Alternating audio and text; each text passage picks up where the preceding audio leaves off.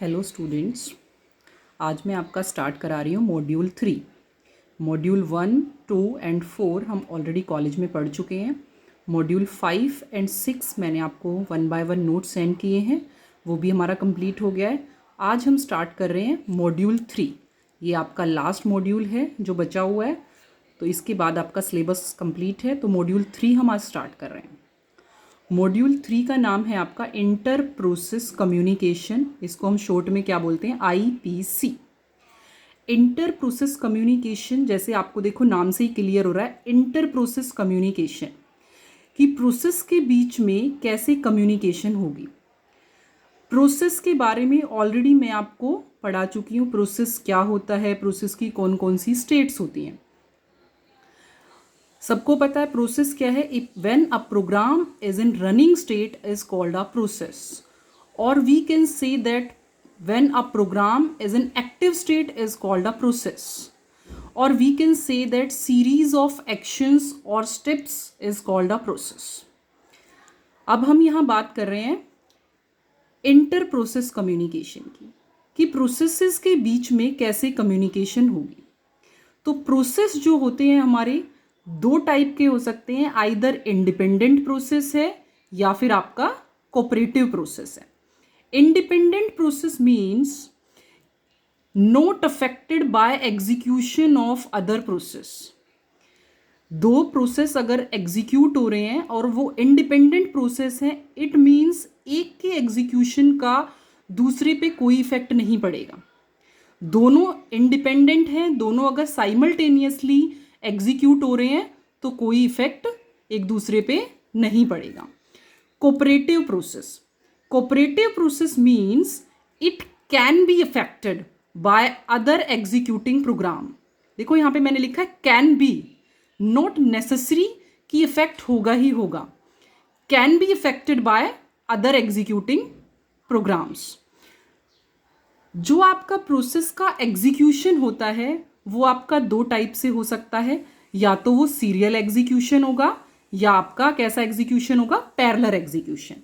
या तो आपका एग्जीक्यूशन होगा सीरियल या फिर आपका होगा parallel execution. Serial execution means अगर आप किसी भी प्रोसेस को एग्जीक्यूट करा रहे हो, अगर आप उसको सीरियल फैशन में एग्जीक्यूट करा रहे हो, इट मीन्स आप 1 बाय 1 एग्जीक्यूट करा रहे हो। पहले आपने फर्स्ट प्रोसेस को एग्जीक्यूट कराया, जब आपका फर्स्ट कंप्लीट हो जाएगा देन आप सेकंड को स्टार्ट करोगे। उससे पहले हम सेकंड को स्टार्ट नहीं करेंगे, तो इसको हम बोलते हैं सीरियल एग्जीक्यूशन। अगर आपका सीरियल एग्जीक्यूशन है तो कोई प्रॉब्लम ही नहीं होगी, फर्स्ट कंप्लीट हो जाएगा देन सेकंड स्टार्ट हो रहा है तो कोई प्रॉब्लम अगर नहीं होगी। लेकिन अगर आप पैरेलल एग्जीक्यूशन करा रहे हो, हम जो पढ़ रहे हैं that is multi programming environment. Operating system के अंदर मैंने आपको मल्टी प्रोग्रामिंग, मल्टी प्रोसेसिंग ये सब पढ़ाया हुआ है। तो मल्टी प्रोग्रामिंग एनवायरनमेंट में क्या होता है कि more than one program resides in the main memory simultaneously and execute one by one. It means parallel execution के अंदर हमारा क्या होता है, कुछ डेटा शेयर होता है, शेयरिंग होती है वहाँ पे, तभी आप पैरेलल एग्जीक्यूशन कर सकते हो। अगर हम सीरियल की बात कर रहे हैं, सीरियल में क्या होगा, अगर आपका इंडिपेंडेंट है और सीरियल है, 1 बाय 1 कर रहे हैं और वो इंडिपेंडेंट है तो कोई फर्क नहीं पड़ेगा। अगर आपका कोऑपरेटिव भी है कि एक के एग्जीक्यूशन का इफेक्ट दूसरे पे पड़ रहा है, लेकिन अगर वो आपका सीरियल है तो कोई प्रॉब्लम नहीं है। लेकिन अगर पैरेलल एग्जीक्यूशन है और कोऑपरेटिव प्रोसेस है आपका, कोऑपरेटिव मींस कि आप एक प्रोसेस को एग्जीक्यूट करा रहे हो, उसका अफेक्ट दूसरे पे होगा। और अगर आप पैरेलल एग्जीक्यूशन फॉलो कर रहे हो, पैरेलल मतलब दो प्रोसेस एक साथ साइमल्टेनियसली काम कर रहे हैं, उसको हम बोलते हैं पैरेलल एग्जीक्यूशन। तो यहां पे जो हम पढ़ेंगे वो क्या है, आपका इंटर प्रोसेस कम्युनिकेशन के अंदर कोऑपरेटिव प्रोसेस हम स्टडी करेंगे। क्योंकि जब दो प्रोसेस आपस में कम्युनिकेट करेंगे, एक दूसरे पे उनका क्या इफेक्ट होगा, तो हम वहां पे बात करते हैं कोऑपरेटिव प्रोसेस की, नॉट इंडिपेंडेंट प्रोसेस। क्योंकि जो हमारे इंडिपेंडेंट प्रोसेस होते हैं उनका एक दूसरे पे कोई इफेक्ट नहीं पड़ता, तो वहाँ पे कोई प्रॉब्लम क्रिएट नहीं होगी। प्रॉब्लम हमारी कहाँ पे आएगी? कोऑपरेटिव प्रोसेस के अंदर, क्योंकि कोऑपरेटिव प्रोसेस में क्या होता है कि आपके कोऑपरेटिव के अंदर भी एग्जीक्यूशन कैसे होगा? Parallel execution. तो कोऑपरेटिव प्रोसेस का हमारा इफेक्ट पड़ता है एक दूसरे प्रोसेस पे के अंदर, तो इसीलिए यहां इंटर प्रोसेस कम्युनिकेशन के अंदर जो हम स्टडी करेंगे that is cooperative process. Clear? अब हमें ये अभी मैं आगे आपको बताऊंगी क्लियर कि कैसे प्रोसेस एग्जीक्यूट होंगे, कोऑपरेटिव प्रोसेसेस के अंदर किस टाइप से हमारी प्रॉब्लम आ सकती हैं, कैसे पैरेलल एग्जीक्यूशन होगा एंड ऑल दैट। आईपीसी जो मैंने अभी आपको बताया, inter process communication. Inter process communication होता क्या है? Basically it is a mechanism allow process to communicate with each other and synchronize their action. It means हमने बात की है कोऑपरेटिव प्रोसेस की, तो कोऑपरेटिव प्रोसेस के अंदर अभी मैंने बताया आपको कि it can be affected by other executing programs. तो हमें क्या करना पड़ता है? आईपीसी एक मैकेनिज्म है जो अलाउ करता है प्रोसेस आपस में कम्युनिकेट करें एंड एक्शन को सिंक्रोनाइज करें। तो इट मीन्स प्रोसेस सिंक्रोनाइजेशन की हमें रिक्वायरमेंट है अगर हम कोऑपरेटिव प्रोसेसेस को एग्जीक्यूट करा रहे हैं तो what do you mean by process synchronization, कि कैसे हम प्रोसेस को सिंक्रोनाइज कराएंगे एग्जीक्यूट कराने के लिए, वो भी हमें पता होना चाहिए। तो क्या मतलब होता है प्रोसेस सिंक्रोनाइजेशन का? कि अगर आपके एक से ज़्यादा प्रोसेस एग्जीक्यूट हो रहे हैं तो हमें किस तरीके से एग्जीक्यूट कराने पड़ते हैं? With the help of synchronization और प्रोसेस सिंक्रोनाइजेशन। तो मतलब क्या है प्रोसेस सिंक्रोनाइजेशन का?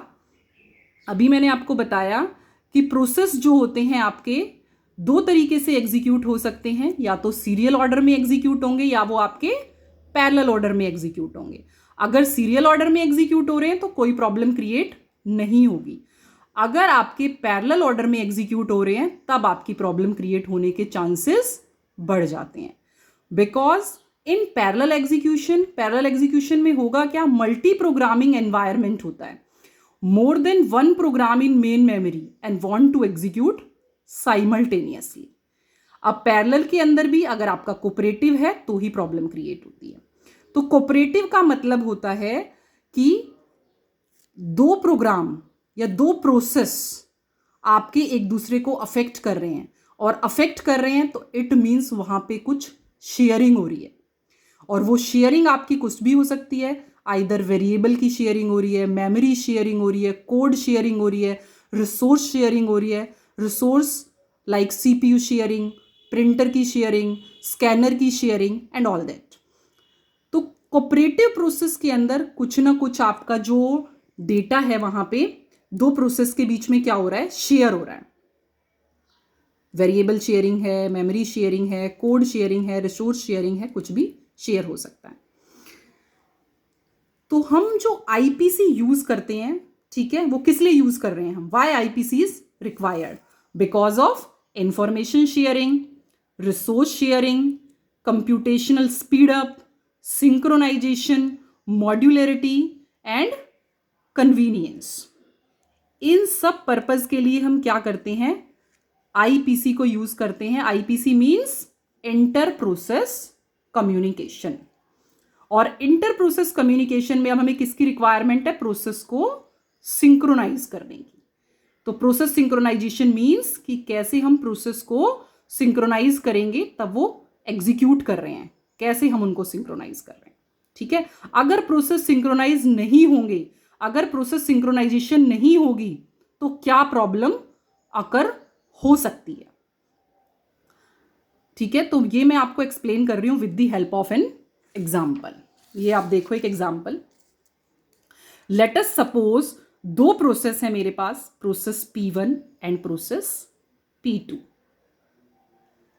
Both the process P1 and P2 running on the same system, और दोनों ही प्रोसेस अगर सेम सिस्टम में रन हो रहे हैं इट मीन्स सेम सीपीयू को वो यूज कर रहे हैं, तो यहां पे सीपीयू की शेयरिंग होगी।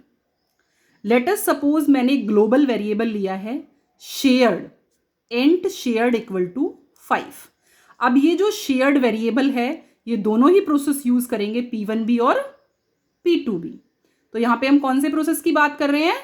कोऑपरेटिव प्रोसेस, ठीक है, क्योंकि कोऑपरेटिव प्रोसेस के बीच में ही हम शेयरिंग यूज कर रहे हैं। इंडिपेंडेंट प्रोसेस है तो दो प्रोसेस के बीच में वहां पे कुछ भी शेयर नहीं होगा, इंडिपेंडेंटली वो रन होंगे, कोई भी प्रॉब्लम आपकी क्रिएट नहीं होगी। तो यहां पे देखो हमने लिया int shared is equal to 5। It means एक शेयर्ड वेरिएबल है और ये ग्लोबल वेरिएबल हमने लिया है जिसकी वैल्यू हमने ली है 5। अब एक प्रोसेस है P1, यहां पे मैंने एक लोकल वेरिएबल लिया int x is equal to shared. तो शेयर्ड की जो वैल्यू थी 5 वो हमने किसको असाइन कर दी? x को। x प्लस प्लस x में एक इंक्रीमेंट किया। स्लीप 1, स्लीप 1 का क्या मीनिंग है? देखो डेडलॉक के अंदर मैंने आपको पढ़ाया था preemption and non preemption. Primitive का मतलब होता है कि आप किसी भी प्रोसेस के एग्जीक्यूशन को बीच में प्रिम्प्ट कर सकते हो, स्टॉप कर सकते हो, कुछ देर के लिए रोक सकते हो। बट नॉन प्रिम्पशन का क्या मीनिंग होता है कि आप उसको बीच में स्टॉप नहीं कर सकते, वो नॉन प्रिमिटिव प्रोसेस है। तो जब आप प्रिम्पशन यूज करते हो, वहां पे हमने थ्योरी में पढ़ा प्रिम्पशन कि आप उसको स्टॉप कर सकते हो, बट अगर हम उसको प्रैक्टिकली अचीव करना चाहते हैं एक प्रोग्राम के अंदर कि कैसे प्रिम्प्ट करते हैं किसी भी प्रोसेस को, तो उसको इंप्लीमेंट करने के लिए यहां पे हमने फंक्शन यूज किया स्लीप। स्लीप 1 मीन्स कि 1 सेकेंड के लिए आपका जो प्रोसेस P1 है वो स्लीप हो गया, प्रिम्प्ट हो गया। अब जैसे ही प्रोसेस P1 प्रिम्प्ट हुआ तो CPU क्या हो गया? आइडल हो गया। तो उस टाइम पे CPU किसको अलॉट हो गया? प्रोसेस P2 को। अब प्रोसेस P2 ने क्या किया? Int y is equal to shared. अब शेयर्ड में क्या वैल्यू है? 5। तो y में क्या आ गई? 5। y माइनस माइनस, तो 5 माइनस माइनस यहां पे क्या आ गया आपका? 4। Again sleep 1। अब प्रोसेस P2 जो है वो आपका प्रिम्प्ट हो गया फॉर 1 सेकेंड। अब प्रोसेस P2 आपका प्रिम्प्ट हो गया 1 सेकेंड के लिए, तो CPU अगेन आइडल हो गया। तो अब CPU किसको मिल गया? P1 को। अब P1 ने क्या किया था? x की वैल्यू 5 थी, x प्लस प्लस यानी कि 6 हो गया।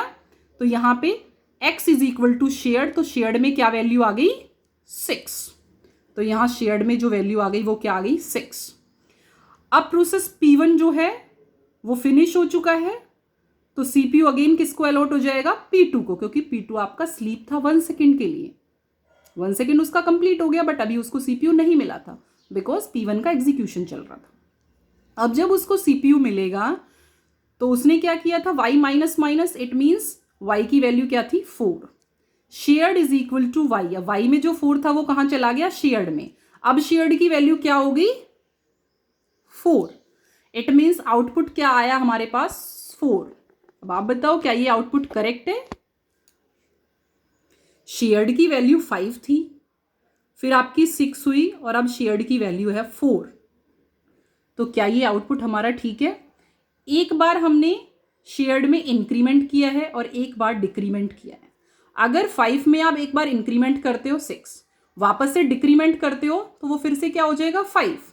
इट मीन्स जो हमारा करेक्ट आउटपुट आना चाहिए वो क्या होना चाहिए? 5, क्योंकि शेयर्ड में आप एक बार इंक्रीमेंट कर रहे हो और एक बार डिक्रीमेंट कर रहे हो तो वैल्यू आपकी सेम ही रहेगी। बट यहां पे वैल्यू क्या आ रही है? 6, उसके बाद 4, तो आउटपुट क्या आ रहा है आपका? 4 आ रहा है। तो ये आउटपुट आपका रोंग है, रोंग आउटपुट आ रहा है। यहां पे हमने पहले प्रोसेस P1 को स्टार्ट किया था, फिर जब वो प्रिम्प्ट हुआ तो प्रोसेस P2 स्टार्ट हुआ और आउटपुट आपका लास्ट में आया 4। ऐसा नहीं है कि प्रोसेस P1 ही पहले स्टार्ट होगा, प्रोसेस P2 भी पहले स्टार्ट हो सकता है। अगर पहले प्रोसेस P2 स्टार्ट हो रहा है आपका, तो आपका आउटपुट क्या आएगा? 6 आएगा लास्ट में। देखो कैसे, अगर प्रोसेस P2 मेरा पहले स्टार्ट हुआ तो शेयर्ड में क्या है आपका? 5, तो y में क्या आ जाएगा? 5। 5 माइनस माइनस 4। अब आपका प्रोसेस प्रिम्प्ट हो गया 1 सेकेंड के लिए, तो CPU किसको मिल गया? आपका P1 को। अब जब P1 को CPU मिला है तो शेयर्ड में क्या है? 5, तो x की वैल्यू क्या होगी? 5। 5 प्लस प्लस यानी कि 6। अब ये आपका स्लीप हो गया तो वापस यहां आ गए। y की वैल्यू क्या थी? 4। तो शेयर्ड में आपका क्या चला गया 4। बट जब आप प्रोसेस P1 पे आओगे, ये कंप्लीट हो गया 4।